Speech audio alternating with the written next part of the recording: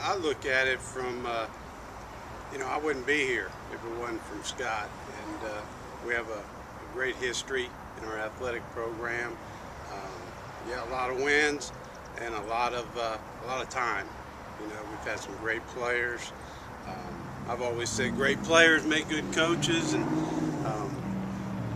just the history of people that have come through both our programs, the interaction. Yeah.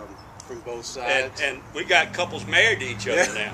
Yeah. That's what's great. Is we've got baseball players married to softball players. We both have common grand players. That's pretty cool. Yeah, it is interesting when they bring their kids back for alumni weekend, and they spend half their day at the softball and half at baseball. And, but yeah, there is quite a few of them that married, and some dating still now. The thing I think about the most is the consistency. I knew Mike Sansing before he came to Kennesaw. He was at Shorter, and I knew he was a good coach. And when he got to Kennesaw, I knew we had a good softball coach. But what I didn't know, neither one of us would have had any reason to know, that the ability to complement each other, we fitted hand in glove. We're so different. I'm a walking volcano, and Mike is so easygoing. And I've always been envious of that. I always told him, I've always been jealous of the fact that he's got such an easy demeanor and he's got such a hands-on rapport with his players. I'm learning that late in life now. But as far as having a partner and a friend and somebody to build together, if you just look at our facilities, a lot of this was done because of the relationship that we had and because of the fact that we worked together. We were not competitors. Right. We were not jealous of one another. We pulled for one another. When I was there when he won his first championship in '94. A lot of folks don't know it, but I was the official scorer of that game because I was the sports information director back in those days. The only thing I regret is I wish I'd have enjoyed it more, to watching him win that thing. And then in '95 when we won it, one of the first phone calls I got was Mike Sansing.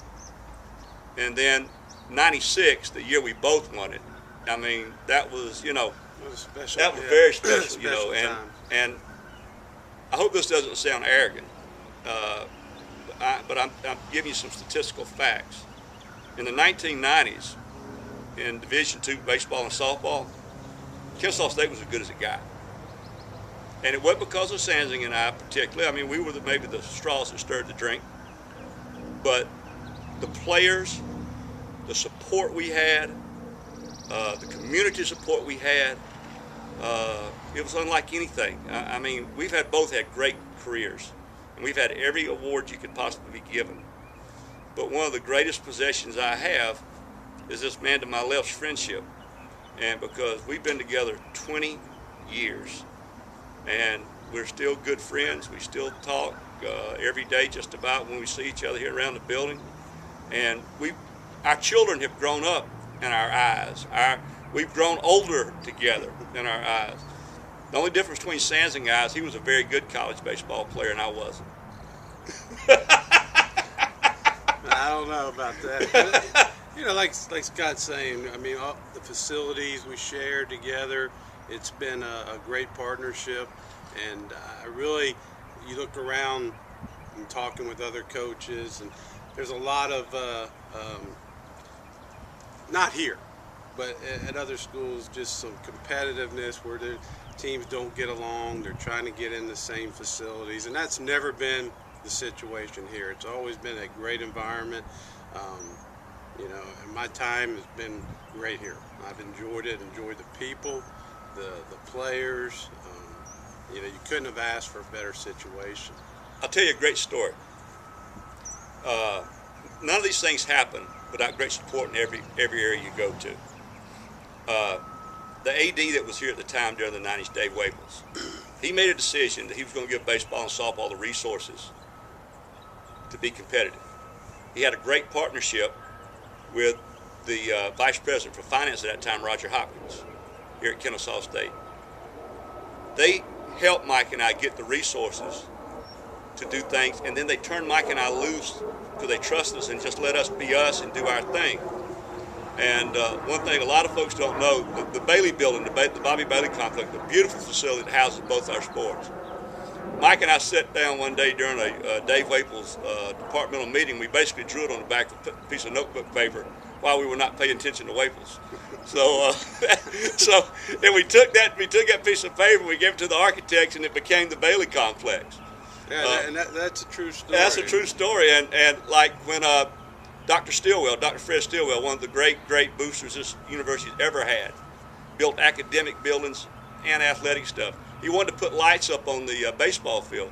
Well, Roger Hopkins strong-armed him and said, okay, I'll let you do that if you light the softball field too. That's how it happened. Dr. Bobby Bailey, my guardian angel, the lady who made the Bailey complex happen. It was understood that when she built that facility, that baseball would have a home too. And Mike and I would not have wanted it any other way. That's the cool thing about this whole deal. And then, one of the last cherries we put on the Sunday, I guess, is when we opened up the indoor hitting and pitching facility a couple of years ago.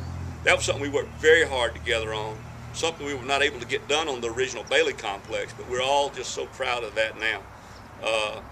The one thing that I want to do before I leave here is I want to go to the grand opening of Mike's new stadium. That's what I want. I know that sounds silly for a softball coach to say that, but from a physical facility standpoint, that's what I want next. And I know Mike wants to go to that too. Yeah, I like to be there for that too. And I think if you look at our history, where we have built the Stilwell Stadium and Bailey Park and the indoor facilities and Bailey Athletic Center. I mean, it's been a collaboration of years with baseball and softball, and our boosters have been on the same page and donating. Everything I think they realize they're doing is helping two programs. People should really take a look at what we did, because we were proof that if you work together, you can get a lot of things done. Like I said, Mike's the easygoing one, and I'm the impatient, walking around just shouting and screaming, type guy and everything. And I've learned a lot from Coach Sansing about that, particularly dealing with players. He's helped me a lot. He doesn't know that. He didn't set out to do it. I just mean I'm a student of observation, and I've told him this over the years. It's not the first time he's heard me say it, of how jealous I was of how he could sit down and have an easygoing, conversation and really get a good point across. And I guess my skull was too thick to learn that quickly, but I am learning it, and I'm in awe of what he's done here. I think that golly, but his coaching career speaks for itself. But as great a coach he is, he's twice better a man, and I've been very, very lucky to work by him for 20 years. Well, you talk about coaching styles. If there was one way to do it, everybody would do it, and we are different. And Scott's 1,100 wins is an incredible feat. The winning percentage, you look at that. I mean, it's a lot of things, but it shows there's more than one way to do something. And I think he talks about learning things from me. I've learned a lot from him and watching his career and how he handles things. So it's been, I think, two very successful programs that have fed off of each other. And you can cut it and slice it any way you want to, but it goes back to the first thing Mike said. The players that we've had the privilege of coaching, the trust that parents have put into us, the things that they've come here and done as students, as athletes, and as young people, that's where you get the 2,000 wins. That's where you tally it up. That's where you add it up. Mike and I have been very blessed to have so many great people help us achieve those wins, and and I think it's important for our former players and our current players to know that we're very much aware of that. Their championship was a couple of weeks after ours, and we were coming off winning the championship in '95 with a big senior class, and we were not really one of the favorites to win the '96 championship. We were starting 5 freshmen, but I had a great senior pitcher, and we got into the regional and won it, and we went to the World Series. We had a great draw. The 2 best teams in the tournament were on the other half of the bracket. and we got through our half of the bracket unscathed. And I'll never forget that Nebraska-Omaha was going to have to play Cal Davis, and we were going to get the winner. Okay, and so Omaha played. They won their game, you know, and we got Omaha, and we had a fresh Kelly Rafter. And when you had Kelly Rafter throwing the way she was throwing in 95 and 96, if I scored 2 or 3 runs, it was a ball game.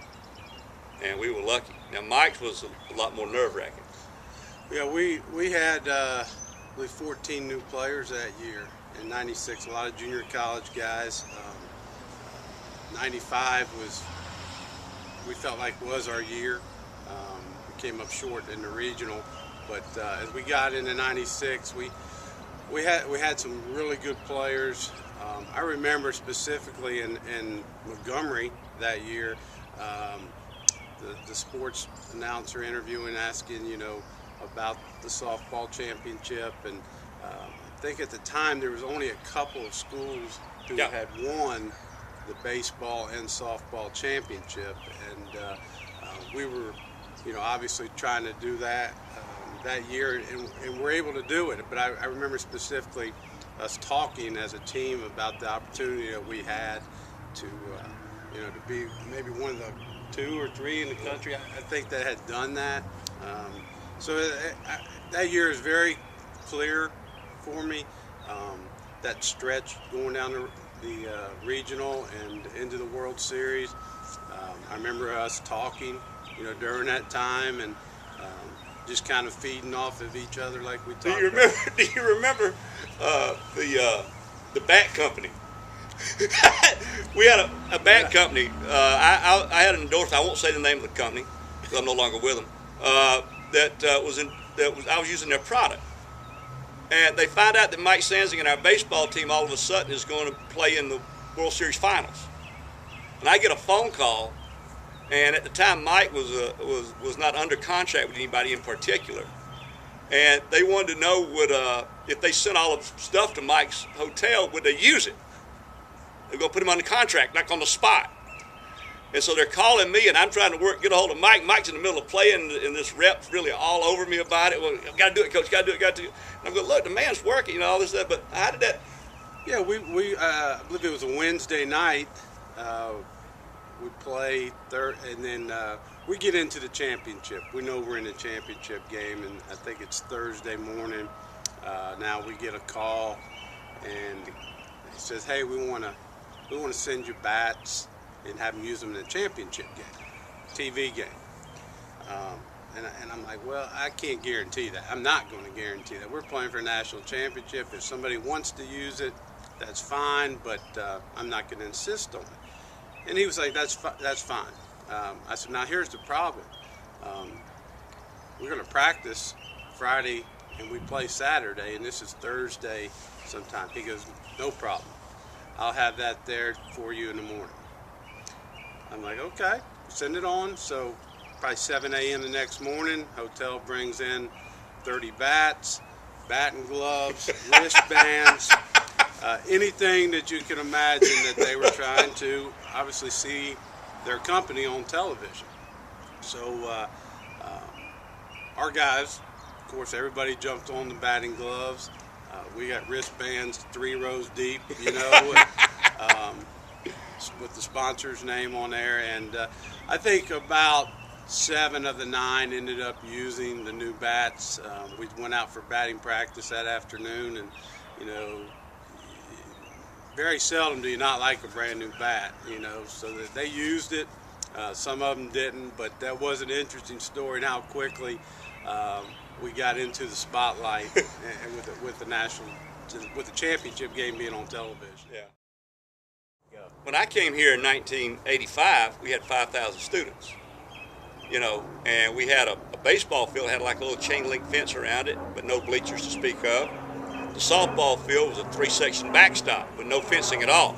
You had that temporary portable fence that would blow over every time the wind blew. Yeah, sandbags had to be put down. But we have been around long enough. One of the things that longevity gives you is you get to watch something unfold. And every once in a while, Mike and I just have to kind of stop and say, wow, look what's happening, because, you know, it's not like we've walked away and came back. You know, we've been here through the whole thing. It's just been a remarkable ride. The university has grown to match the metropolitan Atlanta area, and the athletic department has grown to match the university. And I mean, I just feel very lucky. I had no idea when I got in this business back in the 80s that this would be my only stop.